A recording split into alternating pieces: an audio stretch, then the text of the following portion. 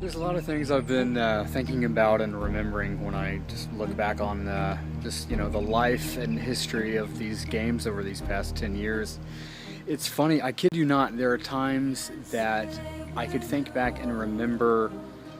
I'll often think about what was going on in my own life or whatever based on what game was happening at the time. I'll remember, okay, that was the year, let's see, so that was the summer that such and such game was happening, or if it was a winter game, in January and February, okay, so I was doing this, and it's funny when I often just remember things about my life and I base it on, okay, I can remember what was going on because that was the year that this game happened or whatever. And there's other things. It's crazy when I think about, back when, like, the first 4 seasons that I designed and hosted. I mean, that was back in the dark ages. That was back in the MySpace years, back when that was actually a thing. Wow, I know, that seems like a long time ago, doesn't it? But it's funny because when I first started hosting, like, I didn't even have reliable internet that I would trust, like, in the middle of a challenge. I mean, because I had like a mobile broadband connection, and it would work, but I just would not.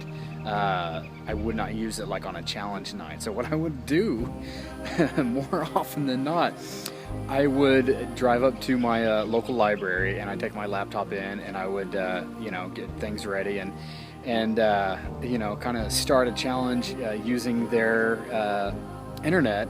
And then I'd have to quickly, once they close, I'd have to quickly, wrap everything up, take my laptop out to my car, and I would sit in my car right outside the library where we could still get their Wi-Fi signal, and I would pretty much for those first 4 seasons, the MySpace games, that's where I did challenges oftentimes, is just sitting there in my car using the library's Wi-Fi. It's crazy when I think back to all these hoops that I used to jump through just to make sure that things would run smoothly. And I didn't even I don't think it was till probably season 6, Siberia, before I actually had home Wi-Fi that I would trust and I would use for challenges and everything from then on. But it's just kind of funny when I think back about all this stuff over these years. So anyway, that's your crazy host here, just remembering.